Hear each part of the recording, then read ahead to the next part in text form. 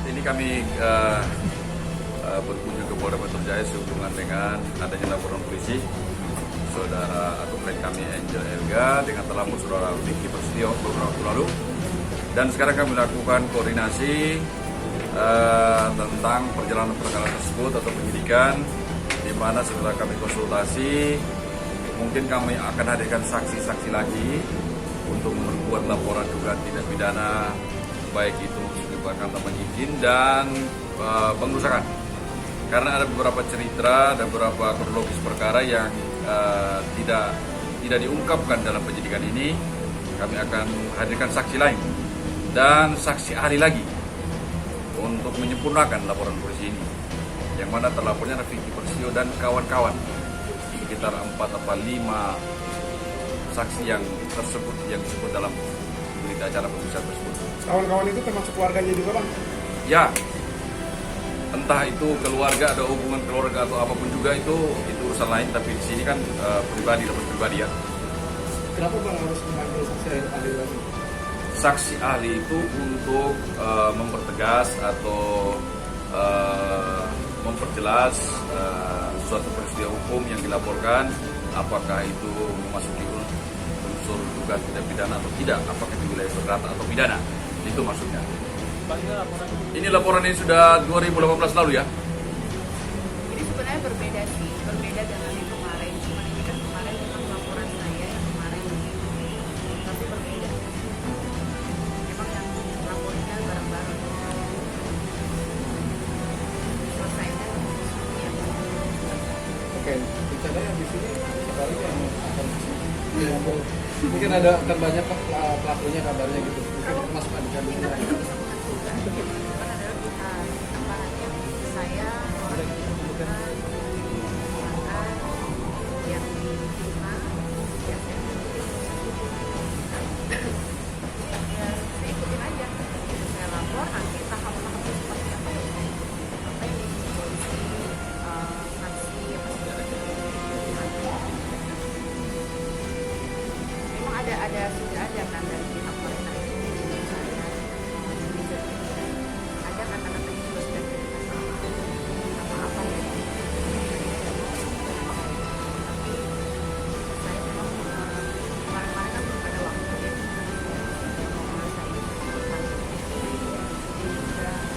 jadi saya belum ada waktu untuk bertemu dengan mereka. Sudah ada chat dari mereka maaf ya, pastinya kan dengan membuat onar di rumah saya masing-masing segala macam Angel, tapi bisa jawab kemarin pihak sana membantah ini. ya.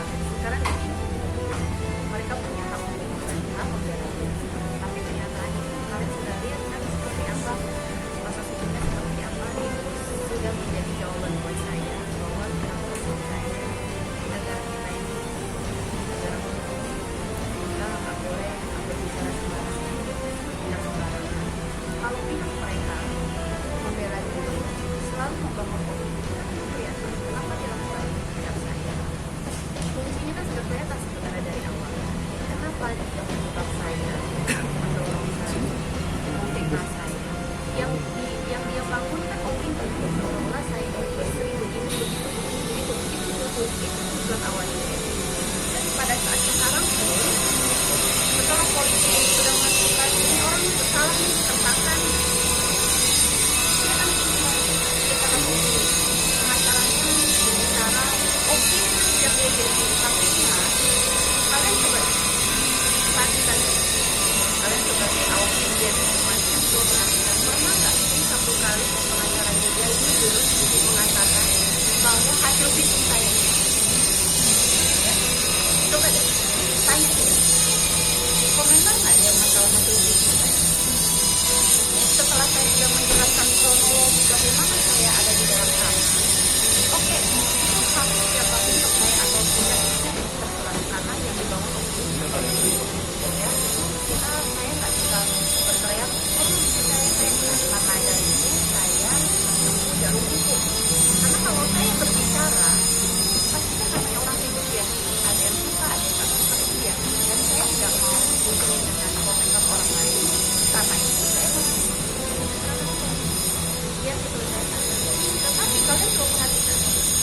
dia bangun pengacaranya doang opini terus seolah saya pilih, tapi pengacaranya kan dia nggak mau jujur dengan diri sendiri bahwa Angel Angga sudah diberikan SPI-nya, bahwa Angel Angga itu sudah divisum, sudah hasil visumnya jatuh dan harus pernah nggak sih dia membahas itu? Itu lah kuncinya. Kunci itu dulu deh. Jadi poinnya tuh sebenarnya udah dapat ya. Saya cerita kronologi. Tapi kronologi kan karena waktu itu kalian masuk ke kamar saya, menurut rumah saya itu saya sudah ada di dalam. Tapi kalau bagaimana program seperti apa? Kan tidak. Tapi selesai selesai akhirnya mereka tahu juga. Nah, saya minta tolong. Bicara apa adanya. Kayak kemarin saya lihat tadi di percakapan dia mengatakan dia ini sengaja mau adu domba saya dengan media, dengan aparat, ya. Dia seolah-olah bilangnya media harus disalahkan, media harus disalahkan. Jujur, saya katakan saya orangnya, saya memang nggak ngerti hukum, tapi saya tidak mau mengambil orang lain. Gitu. Kalian ini kan yang masuk rumah saya tidak tahu peraturannya apa. Misalnya kalian diundang, ayo kita bertamu ke rumah orang itu. Istilahnya kan, oh ya udah bertamu baik-baik. Tapi setelah sampai di sana, tiba-tiba dia membakar rumah saya atau dia mendorong rumah saya, kita tidak tahu. Berarti bukan saya yang harus saya salahkan. Iya, tapi kan dia sengaja mau adu domba saya. Terus ngomong juga kemarin masalah persidangan. Dia ini mau opini begini, dia baca kan itu. Tapi dia tidak baca sampai habis. Dia bilang kok jahat ya menutup opininya terus seperti itu. Dia bilang bahwa jaksa begini.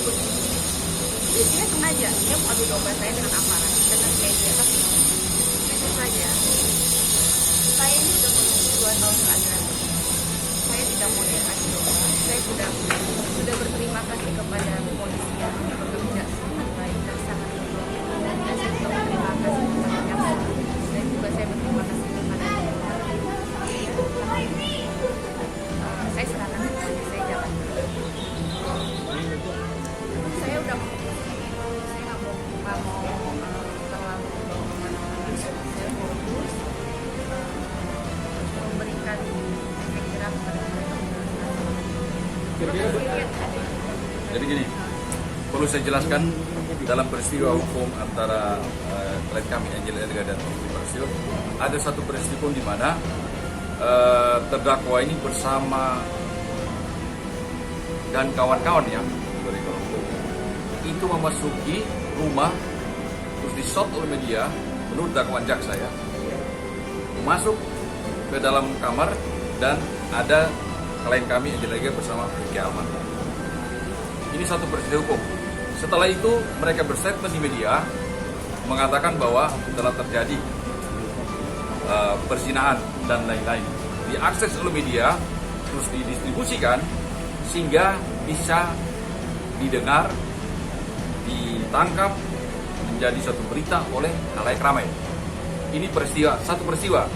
Tetapi dalam peristiwa ini ditanggapi ada kedua belah pihak dengan upaya hukum. Ada 3 upaya hukum. 1 laporan polisi dugaan tindak pidana perzinahan yang dilaporkan oleh saudara Vicky Prasetyo, di mana peristiwa hukum yang dilaporkan adalah peristiwa yang saya ceritakan tadi ini.